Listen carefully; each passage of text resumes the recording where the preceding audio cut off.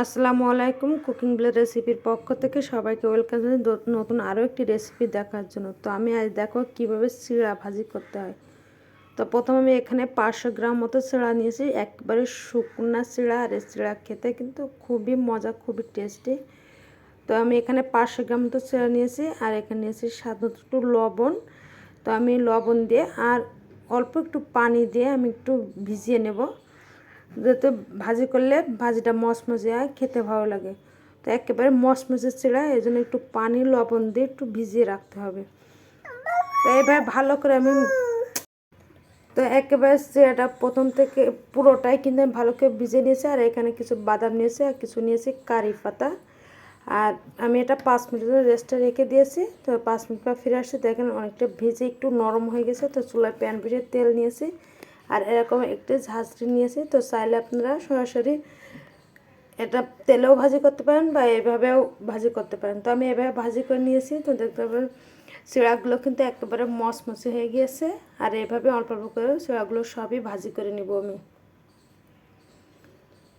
তো একটু brown colour হয়ে গেলে কিন্তু নামিয়ে নিতে হবে। তো একবার পুড়ে গেলে কিন্তু সেটা খাওয়া যাবে না, আর লো আঁচেই কিন্তু ভাজি করে নিতে হবে।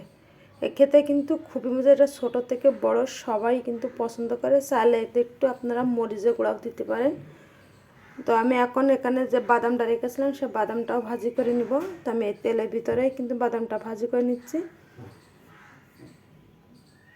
তো বাদামটাও কিন্তু একেবারে ভাজি করা যাবে না, বেশি ভাজি গেলে কিন্তু তিতা লাগে, সেটা খেতে কিন্তু বেশি ভালো লাগে না। আর যে কারি পাতাটা রেখেছিলাম, কারি পাতাটা কিন্তু যে কোনো ভাজিতে দিলে চানাচুর কিংবা চিড়া খুবই টেস্ট হয়। আর এর জন্য কারি পাতাটা দেওয়ার চেষ্টা করবেন।